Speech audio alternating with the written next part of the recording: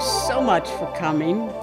I first came across Bernie Kasper's nature photographs several years ago when I was searching the web for visuals for poems. And as you'll see tonight, his photos of the Ohio River, butterflies, waterfalls, and flowers are amazing.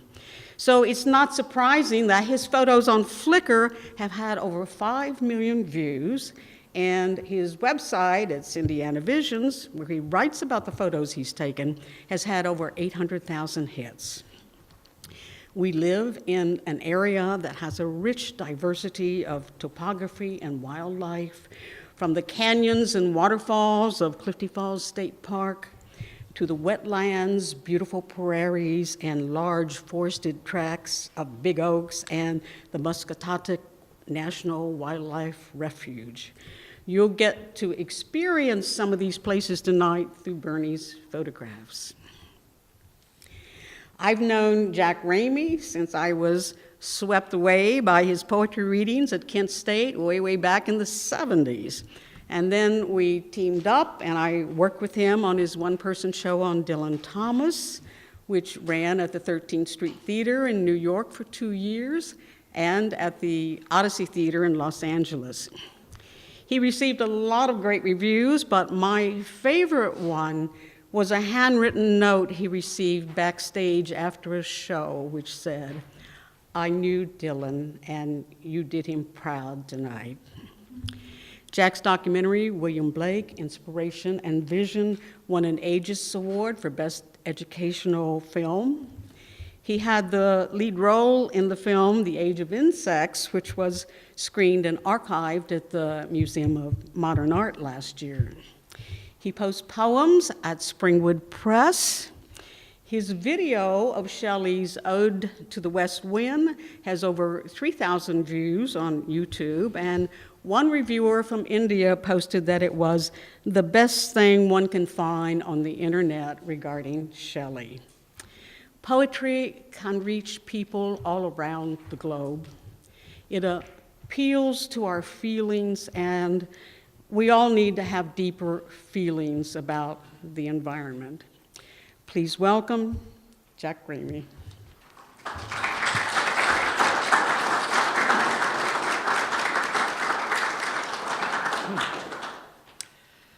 Thank you, Nancy.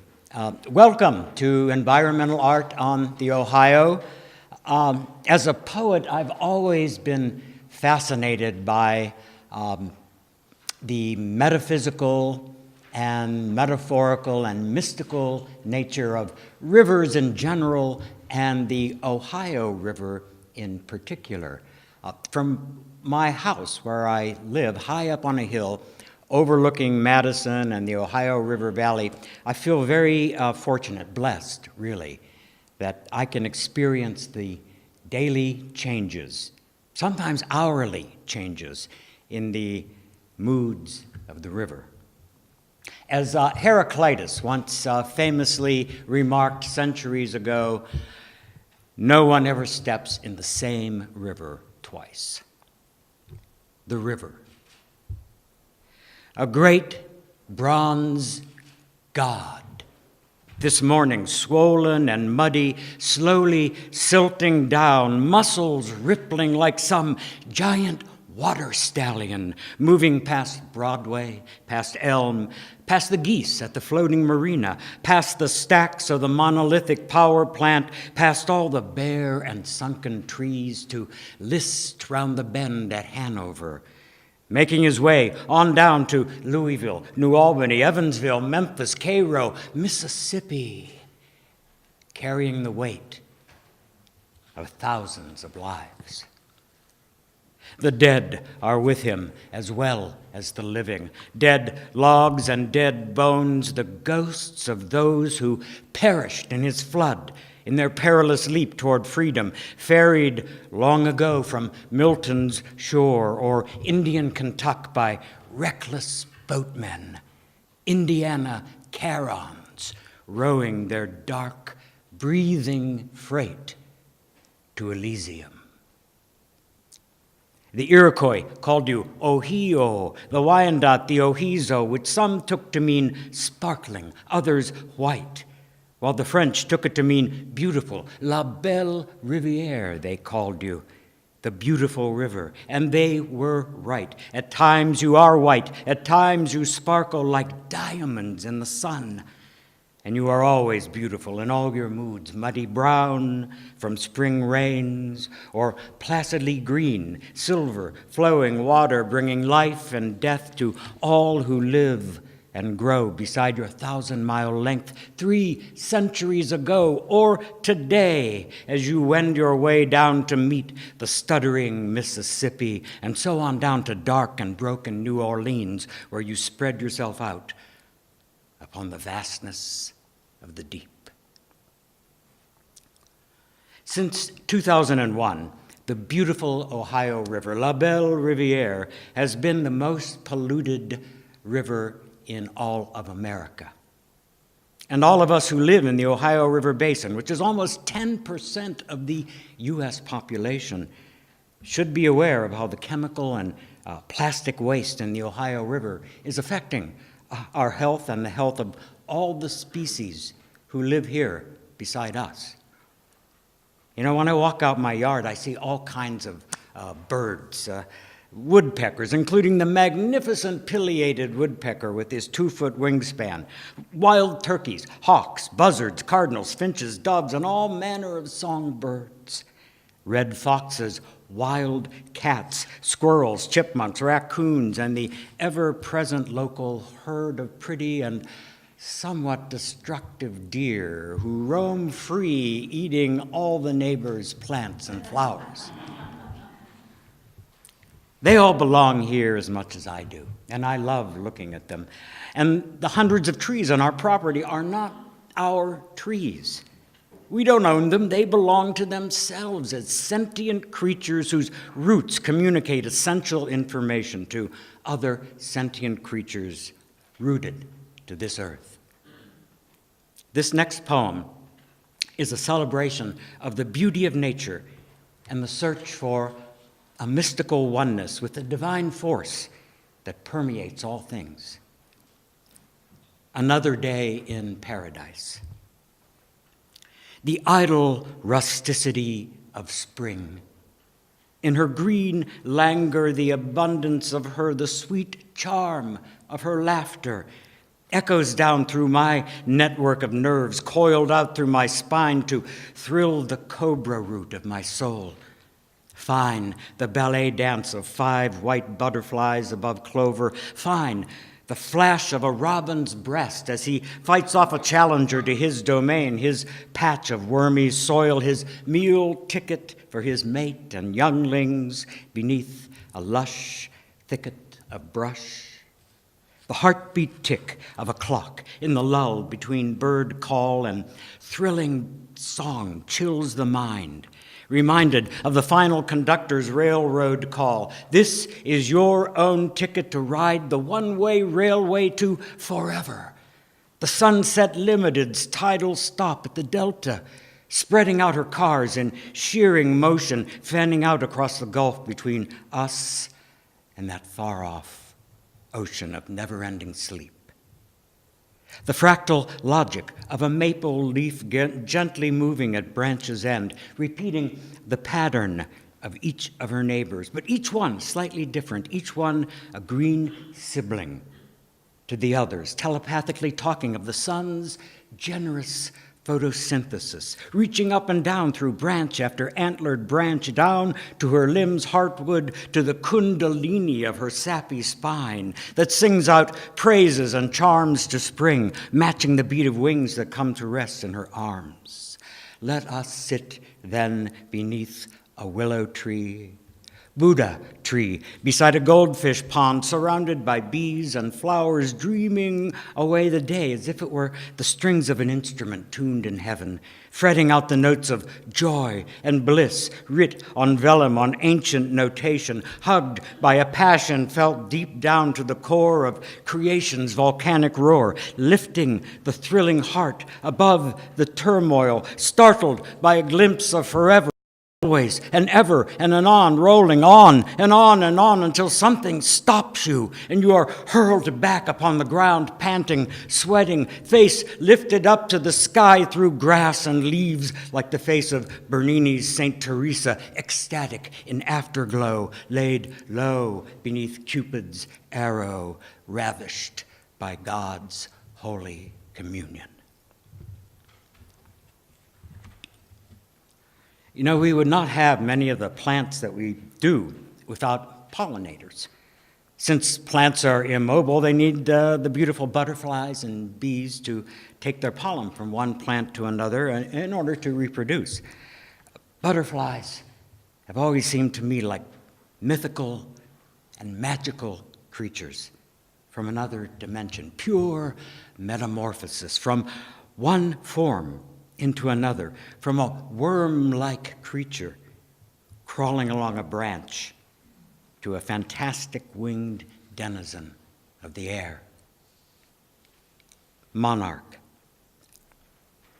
When, and if how, why did this earthworm crawling thing turn to soft polka dot with stained glass wing, riding the thrilling air to light and cling on fiery Mexican blossom, sucking sweet joy from ancient holy throats?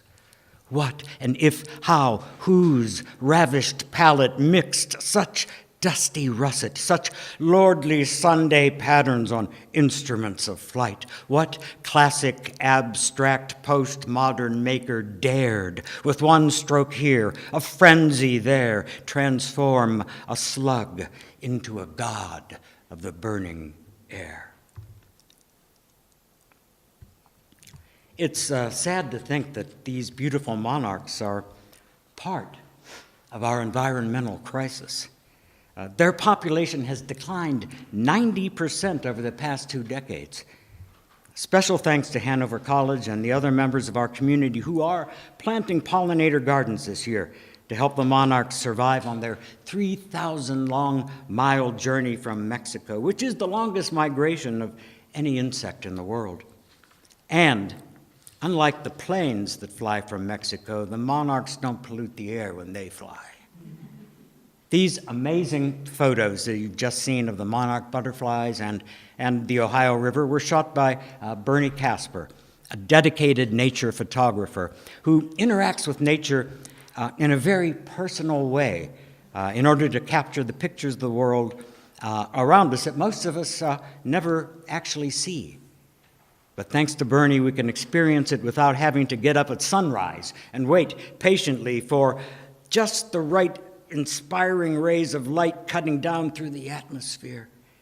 We're very fortunate that Bernie is here tonight to show us more of his nature photography. Please welcome Bernie Kasper.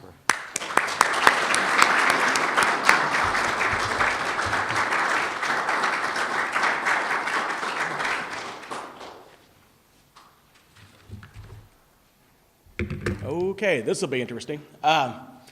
Usually I'm on my hands and knees walking through the woods or taking pictures. I'm not used to being in front of people, so hopefully I won't screw up too bad. Have a little patience with me. So I just want to thank Jack and Nancy first. They did such a great job in setting all this up, and they did a lot of hard work, and I really appreciate everything they've done. And also I'd like to thank Hanover College for inviting me out so I can share some of this, the stuff I see, the images, the visions out there. I'm really glad I can share it with people. That's pretty much all I want to do, is to let people know how beautiful this area we live in. It's pretty amazing. I've traveled a lot through the southeastern United States photographing, and this is just about as beautiful. This whole area is, and there's a lot of stuff that we don't know exists out there. A lot of people don't know, and I try to let them know so they can experience it. So just to start off, like I said, my name is Bernie Kasper. I'm a self-taught photographer, uneducated, just a good old boy from southern Indiana. Used to do a lot of hunting and fishing, and I was not very good at it.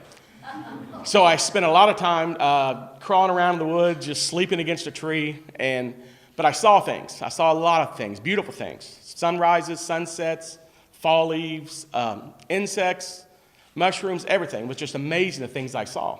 I would come home and tell my wife about it, and she was like, right, sure, you saw that.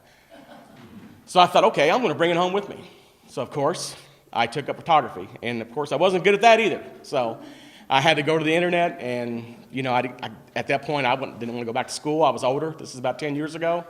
So I just went to the internet and taught myself how to do it. So, and after a lot of money spent invested in equipment, that's why I have to do weddings and portraits so I can pay for it, I became pretty adequate with it and really started to enjoy it. I started off basically with wildlife, scenes, fall leaves, but then found out that the world below us is really amazing. All the macro, it's just incredible. The things that's in the soil, the plants, the wildflowers, everything is just beautiful. And so I really started just to focus on that. And the last few years, I've really came across butterflies, which was really an amazing thing. Never realized the world they live in. You don't see it until you're out in it. I mean, walking through a chest-high field full of all kinds of crazy plants, trying to chase these things down and photograph them, it's an incredible thing. There's so many different varieties. Indiana has over 130 butterflies and skippers that we have here, and I don't know how many's in Jefferson County, but it's quite a lot. Monarchs have really, over the last few years, become a real special thing with me. I mean, just what they're going through, the entire migration, 3,000 miles to travel that far, and for the whole life cycle to begin again and come right back up to the same area and on farther north, it's amazing. And when you watch them and when you photograph them, to see how delicate they are and how almost, innocent they are, and how that you just don't think they could pull this off. But they do. I mean, last year I was watching one large male, and I was out of Big Oaks. I was watching him, and he was just so tattered. His wings were nearly gone, and I watched him going from, plant to plant, and I started to get sad. I was thinking, oh my God, I'm going to photograph this guy as he dies. So he lands in the leaves, and and I'm watching him, and I start to photograph him. I look up and I notice there's a female flying above me, and all I did was turn my head. In 1 second, he was up and following her. I mean, that's that whole quest to live. It's that survival instinct is incredible, just incredible to see that, and really enjoy them. There's so many beautiful. I mean, they're flying flowers, are what they are, basically, and that's the only way I can describe it. So we can start. If I can do this right, here we go.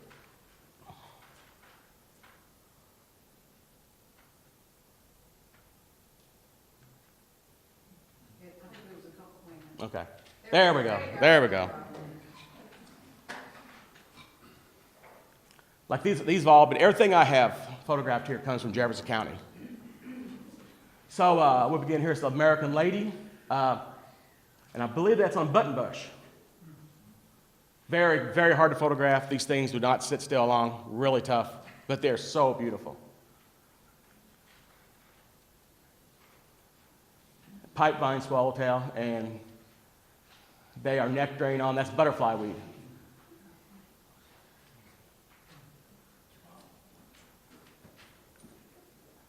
And also to let you know, I'm no expert on butterflies, so sometimes I'm wrong. And when I put them on the internet, I really get beat up sometimes, especially when you're looking at skippers. Skippers are really tough, I'm telling you. And swallowtails can be tough too. And this is silver-spotted skipper. This is another one that they're so quick and fast, and they really try your patience. But I really enjoy it. It's a wonderful experience. Silvery checker spot.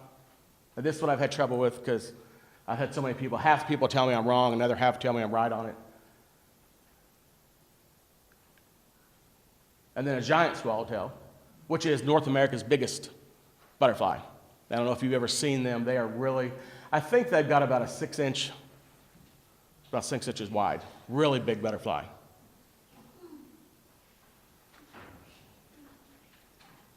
Great spangled fritillary. This in the spring, you'll see this in the most. This is the butterfly that I really photograph a lot.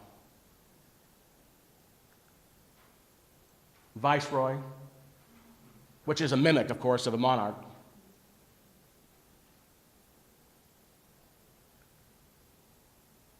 And a spicebush swallowtail.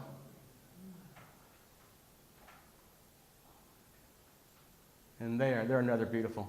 And there's so many I haven't even come close to photographing. I'd like to, before I die, to get them all photographed, but that's going to be tough. Another pipe vine.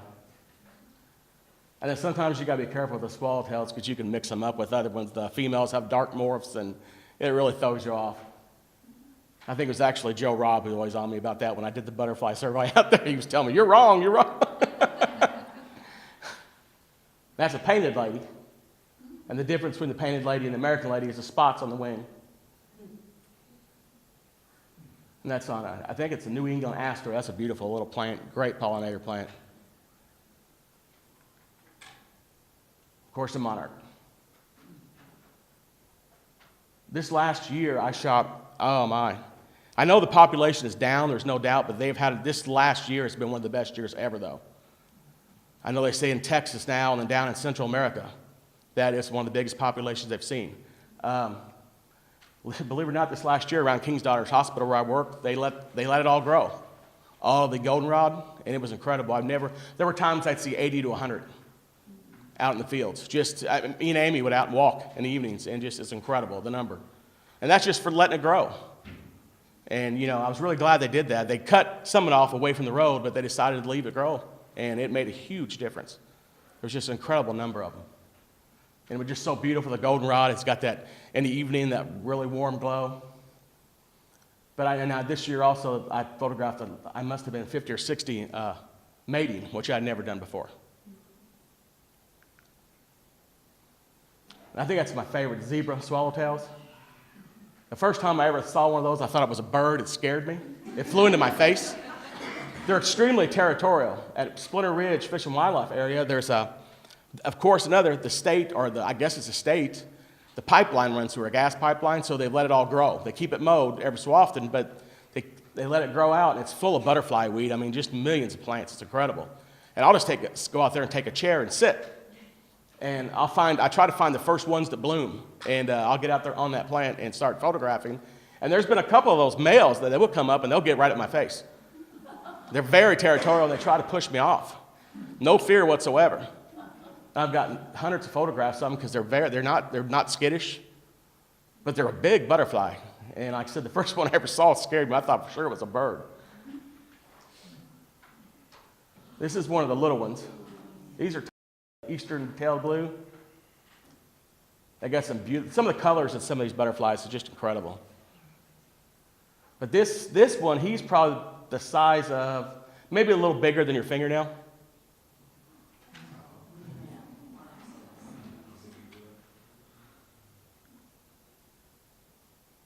Red Admiral,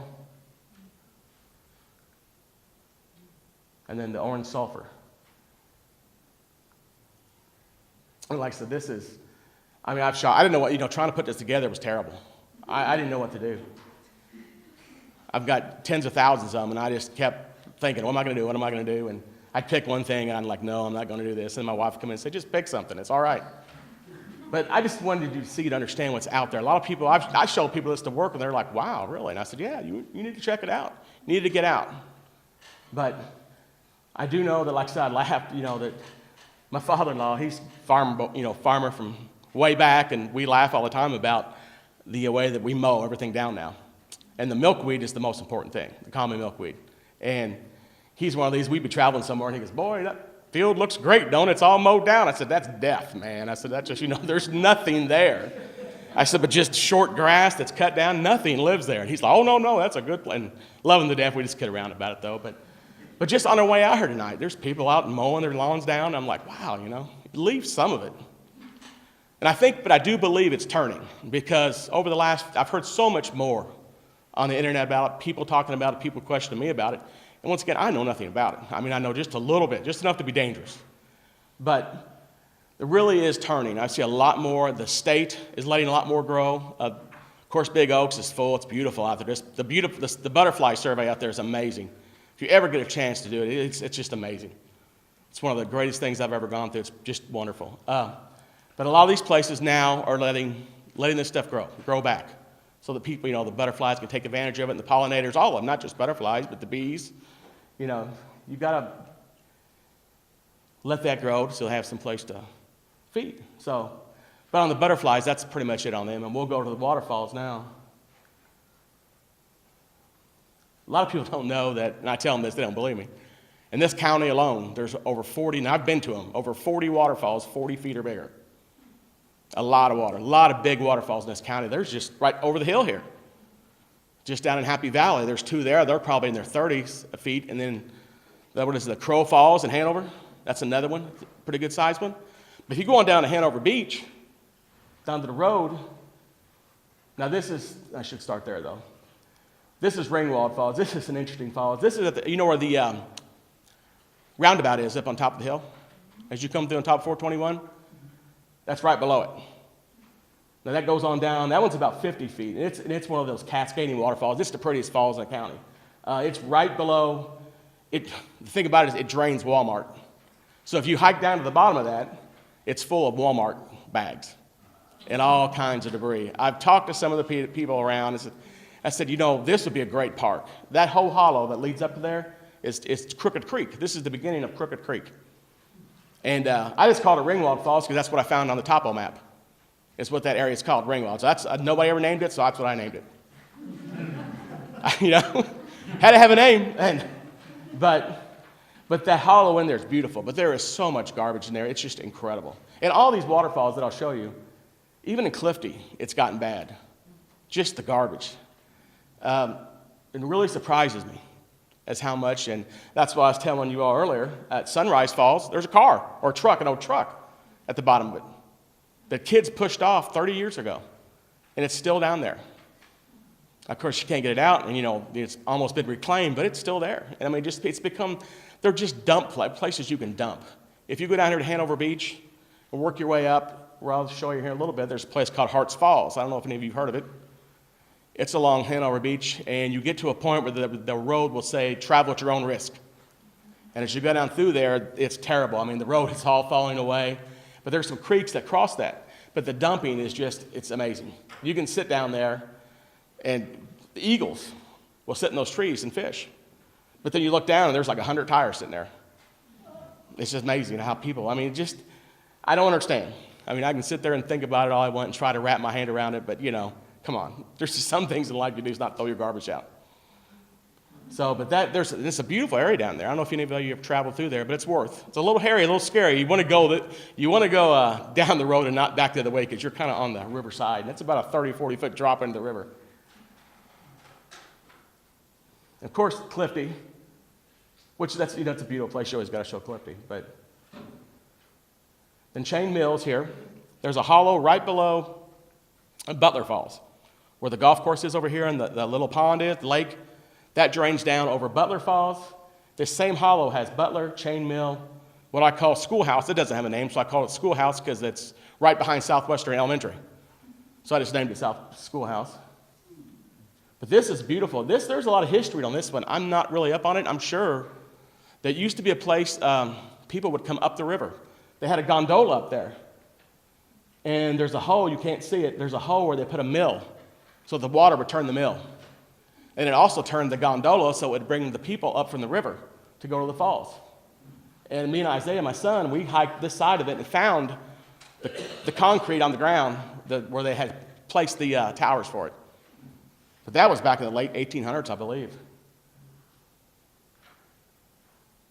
This is Fremont Falls. It's in the same hollow. This supposedly is the tallest waterfall in Indiana. I've read on the internet, they say it's 110 feet. I've been where the water hits the rocks. Could be, I don't know, I can't judge 100 feet. I'm only 5'7". I don't know what anything over 6 foot is.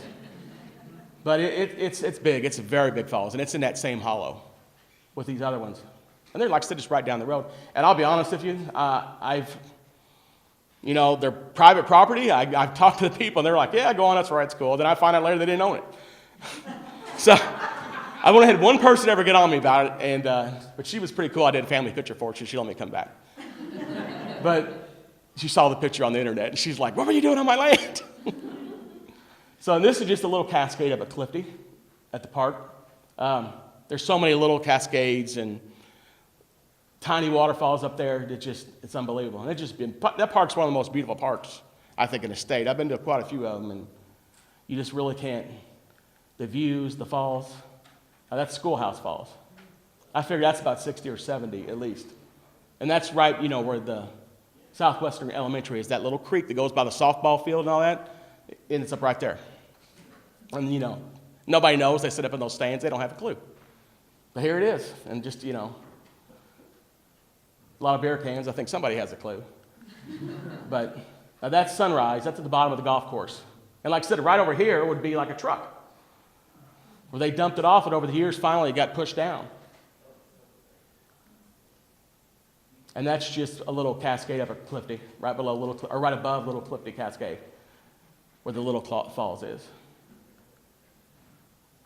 And that's just another little small tributary, little waterfall up in the park. We have so much, like I said, there's so many places like this here. Yeah, that's Tunnel Falls. That was just the other day after we had all that rain. But there's just, in this area, there's so many natural things that people just don't realize. And I'm hoping that I can get that out to people so they can see it. I don't know how they'd be able to see it because a lot of it is on private property. But I think people are pretty cool with it, about letting people on. If you go through it safely, you don't want to be on the edges. You don't want to, but it's just beautiful. There's a cemetery out that me and my son came across out. I think it's out on 250, and there's twin falls around it. Had no idea. My son found it on a Google Map. He goes on Google Map and looks for these things. And we went out, and there was these two beautiful falls around the cemetery. Just couldn't believe it. And, it was like, wow, I had no idea. And they're about 40 feet. So the thing about the waterfalls is, most of them are vernal. They have to have a lot of running. Their watershed's not big around here. But I don't understand. I'd take a geologist to tell me, I don't know. But they have this many falls in this county. That's 40 for this small county. It's pretty impressive. And if you look all over the state, and you have to get down to the Red River Gorge, down to the Danube National Forest, maybe up into southern Ohio in some areas, to find a place like this with this many falls. So I'm not sure why it's like that, but I'm sure there's some kind of reason. So here we go. Here's one, wildflowers. This is what I got started on. Wildflowers. Love wildflowers. And it's so funny because all the guys I hung out with when I was young, they said, "What do you do now, man?" I said, "I chase butterflies and photograph wildflowers." They're like, "Okay." They find it amusing, but. So yeah, this place is beautiful for wildflowers. Really is. This is one of my favorites, the Virginia bluebells. If you here at Happy Valley, of course, is just right below here. On the other side of the valley is just incredible stand of Virginia bluebells. One of the biggest I've ever seen. It's just gorgeous. I've walked through it, and I've got allergies, and no matter how bad I feel, I'm going to walk through it. I'll pay for it, but I'm going to walk through it. But there's so much pollen when you walk through it. It's incredible. But it is beautiful. The smell, the sound of bees, it's amazing. This is another early one, Ruin Enemy. And like I said, and there are so many I couldn't even begin to tell you. I think it's maybe 700 to 800 different wildflowers that probably grow in this county alone. By the time you go through the woodland early flowers up through the prairie flowers in the summer and the late, it has to be way up there. Trout lily, another great one. The leaves look like a trout on them. I don't know if you've ever seen them or not. If you walk through the woods, these great little leaves look like trout. Jacob's Ladder. It's another really, I love the blues. You'll see a lot of blue in these.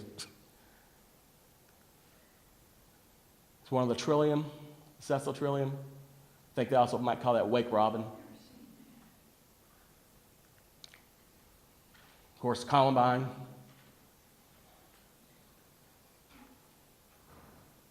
The shooting stars. And all these love this area because of the rocky terrain. You have all these hillsides with the rock, and they love that.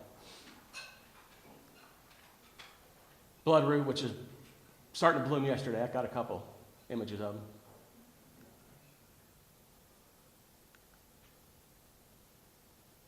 Dutchman's breeches. Of course, they look like pants, upside-down pants. I think down in Appalachian they call them Dutchman's breeches. And there's another one that's related to it. It's called squirrel corn. Really cool looking little. I should have put it on there, but that's a neat little plant like that as well. The fire pink. These are another really beautiful. Of course, more blue-eyed Marys. They grow in huge. At Clifty on Trail 8, there's just an amazing stand of those that run up the hillside. Well, there was. They're all disappearing now because of the invasives. I'll talk about that here in a second. Just common blue violet, which is beautiful. Just that, that grows in your yard. They're a beautiful little flower. And then wood.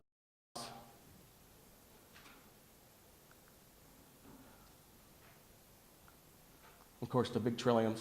Those are my favorite. I love the trillium.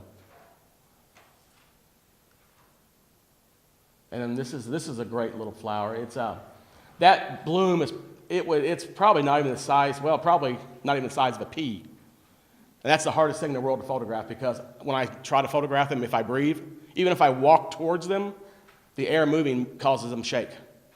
So that's one that I don't have many pictures of.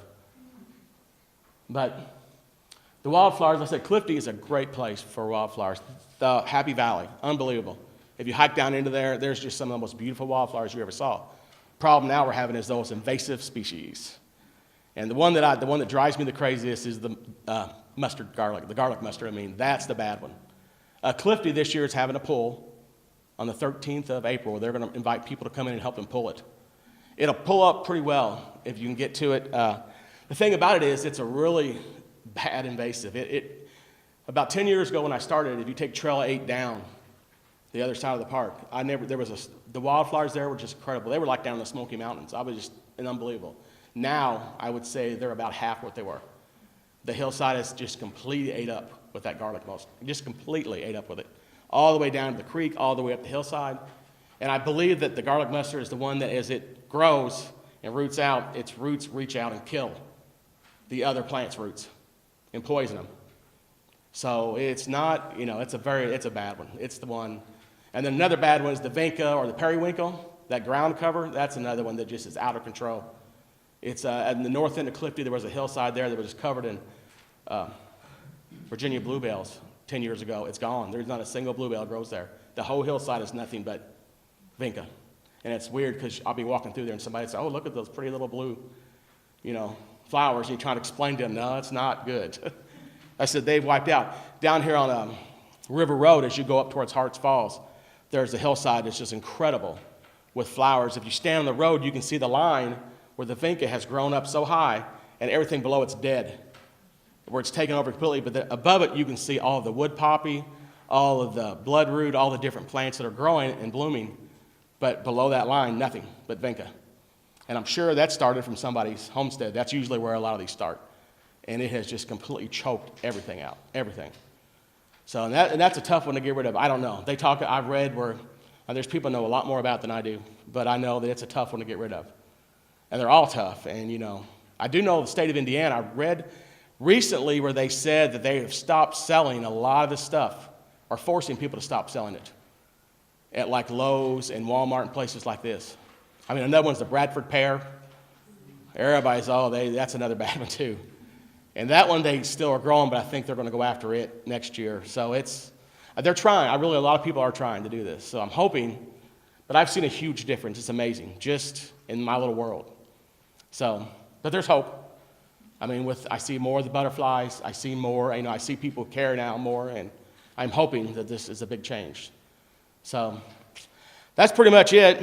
I hope I haven't bored you too much, and I hope you enjoyed it. So thanks.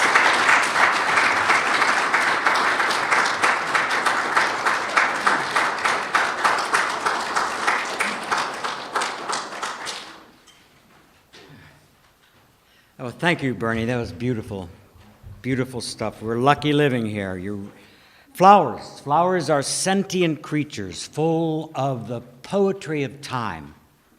One person's weed is another person's flower, they say. But botanists see the invasive nature of the tiger lily as harmful. Others may see it as nature's erotic gift to the earth. Tiger lily.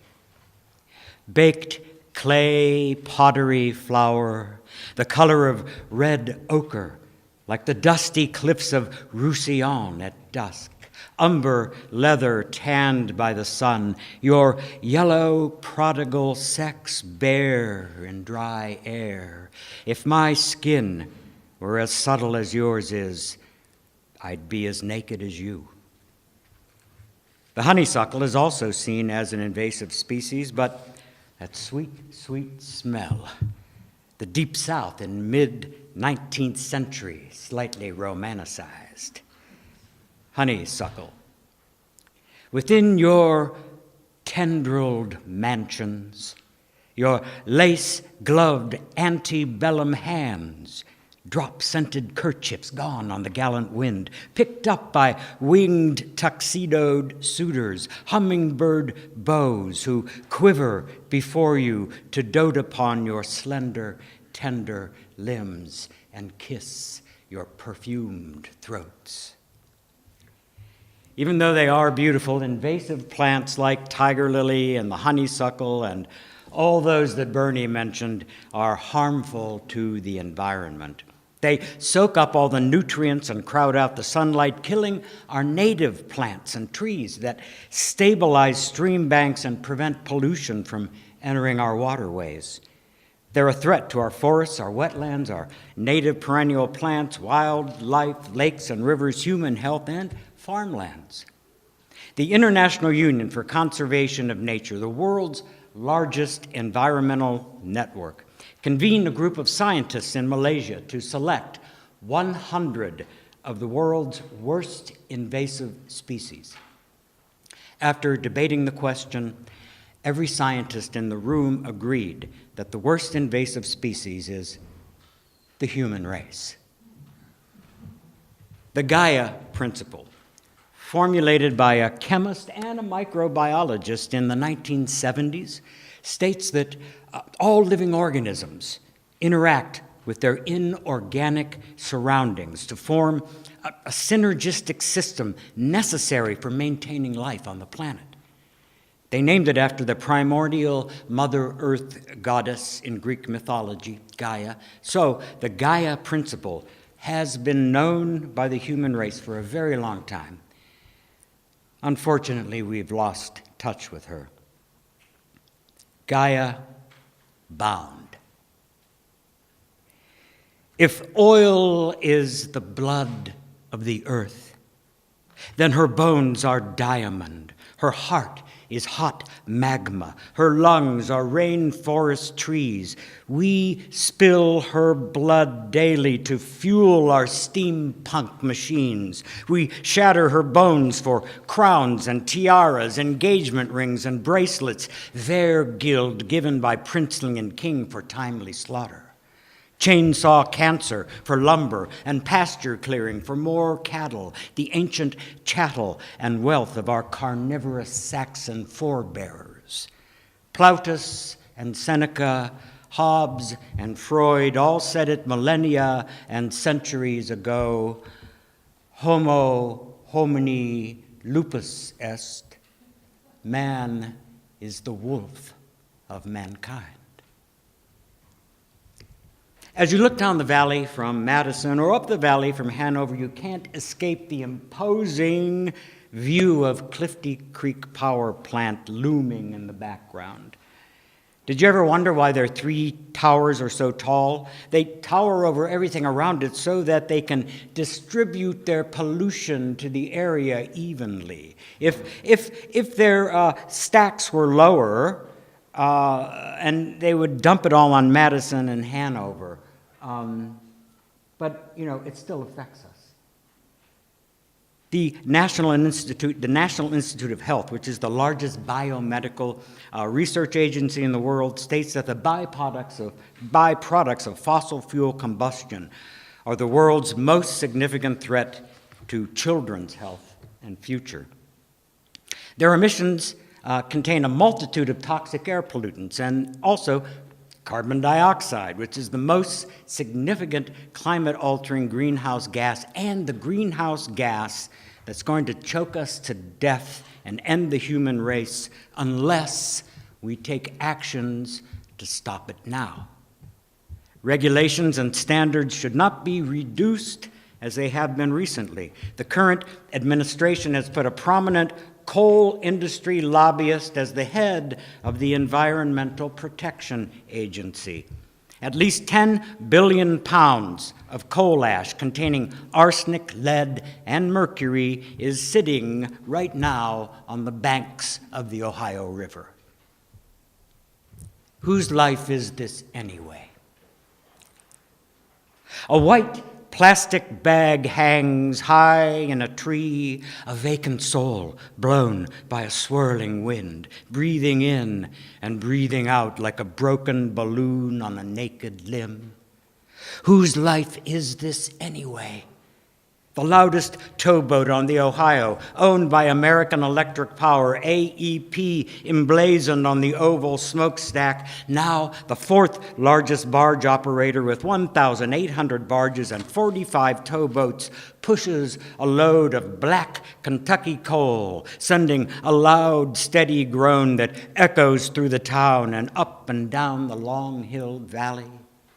Her stern engines churn the brown water white as she makes time past Madison to ports north and east, Sunrise, Indiana. Sin City shipped that Appalachia coal to Pittsburgh, Pennsylvania. Yea, whose life is this anyway?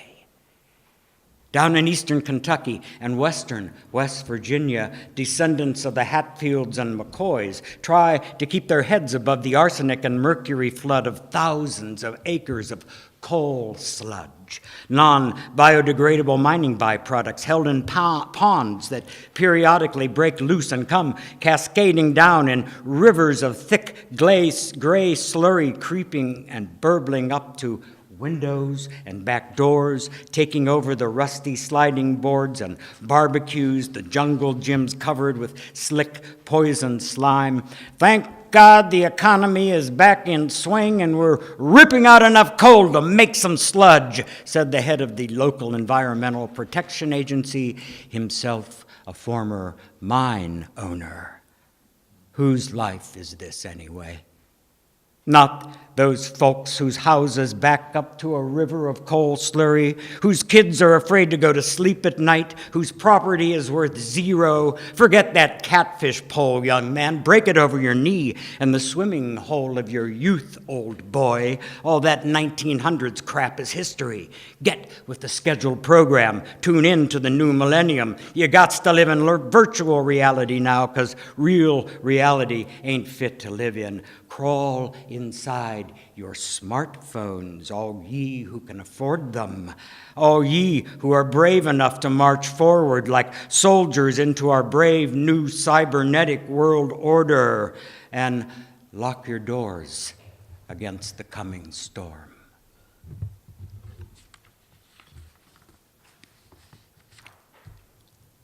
In 1798, Samuel Coleridge warned the world of a coming catastrophe in his poem, The Rime of the Ancient Mariner. When his crew experiences heavy fog, the mariner blames an albatross who's been following the ship, and he kills him with his crossbow. Suddenly, the winds disappear, and they're stranded on the widest of wide open seas. The crew then blames the mariner for killing the albatross, and they hang the dead bird around his neck for his burden of the guilt. He tries to pray, but the words won't come. After his entire crew dies and he endures more horrific encounters, he finally has a spiritual realization that all of God's creatures are beautiful and must be treated with respect and reverence. With this realization, he's finally able to pray, and the albatross falls from his neck and sinks into the sea. Coleridge ends his poem with the lesson that the best prayers come from love and reverence for all of God's creation. He prayeth well who loveth well, both man and bird and beast. He prayeth best who loveth best all things, both great and small, for the dear God who loveth us. He made and loveth all.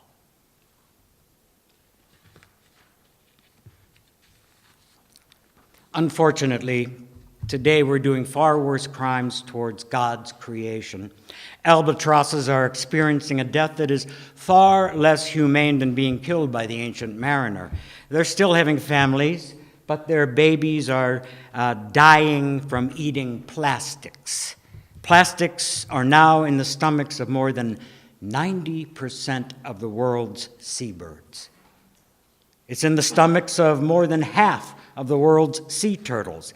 And dead whales are washing ashore, their stomachs full of plastics. This whale had 100 plastic cups, 4 plastic bottles, 25 plastic bags, 2 flip-flops, and hundreds of other pieces of plastic in his stomach. Scientists predict that the mass of plastic in our oceans will exceed the mass of all the fish that live there by 2050. Every person in every country is responsible for our global trash crisis, including us. We're now living in what's been called the 6th mass extinction, which is one of the most significant extinction events in the history of the Earth. This one was not caused by a huge meteor or volcanic eruptions. It was caused by the human race. So, we all have to do our part to minimize its impact. In ancient Roman religion and myth, Tellus Mater, Mother Earth, is an earth mother goddess, and in Latin, tellus means earth.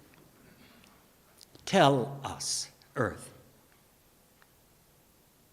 Tell us, earth, of your telluric current, electrically charging the crusty surface of silicate rock and layers of dirt. Tell us of your indestructibility. No matter how much sapiens tries, he, she, it, they cannot kill you forever before they kill themselves. No more air to breathe, no more water to drink, no more natural food to sustain non-cybernetic life, no more organic thought springs from hippocampus and moves memory to create poetry, now just data mining and dissemination along the nexus of artificial synapse junctions, self-replicating, self-healing, self-programming so as to perpetuate a new species, newly minted. Tell us, remaining spirits of earth, water, sky, how you will stay and relay your power without rivers, without trees, without breezes that once were wont to strum the strings of Aeolian harps, replaced now by hurricano and tornado thrust, fraught upon the remaining concrete and glass infrastructure and toppled overpasses, while ancient spirits lay locked in stone and rocky face of mountain cliff, still yearning to be set free upon the changing winds that roar through the corridors of time.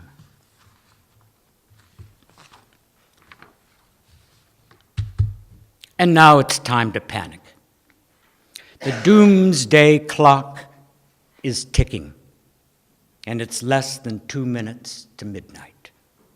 Midnight is the total destruction of the environment, and with it, the destruction of many species of life, including Homo sapiens. We can no longer control the fires around us, but still we burn earth with petroleum and coal. Even the Bible predicts our fiery hell, which is turning out to be man-made. The doomsday clock, 2 minutes to midnight, at the near tipping point of the world that tilts ever more sharply now. Greed and brutality slide down toward the vast abyss that gapes beneath us. And we stand on the still edge of rapture as the candy-colored clown laughs half aloud his metamorphic chuckle, and the earth we walk upon buckles like an uprooted sidewalk in a sideshow farce that plays on and on forever, a forgotten suburban nightmare where dreams tumble down slowly into dreams, and we are left standing dizzy on the thin precipice of a myth.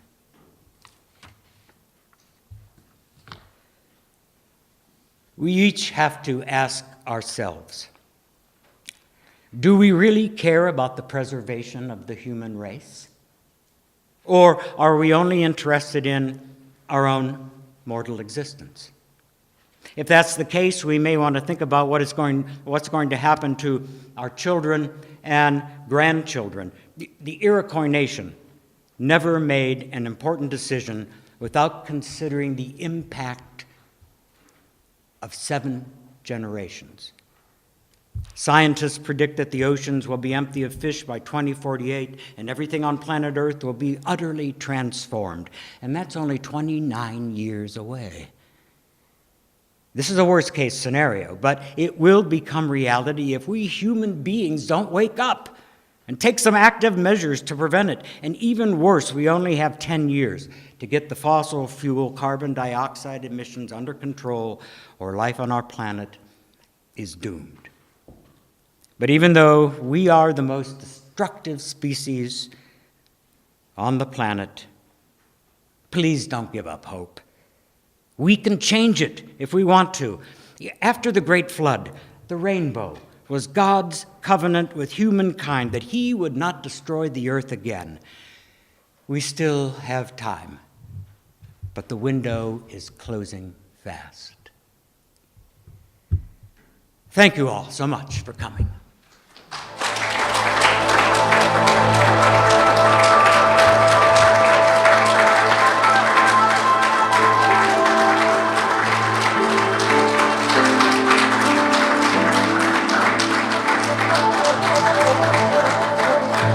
Thank you so very much.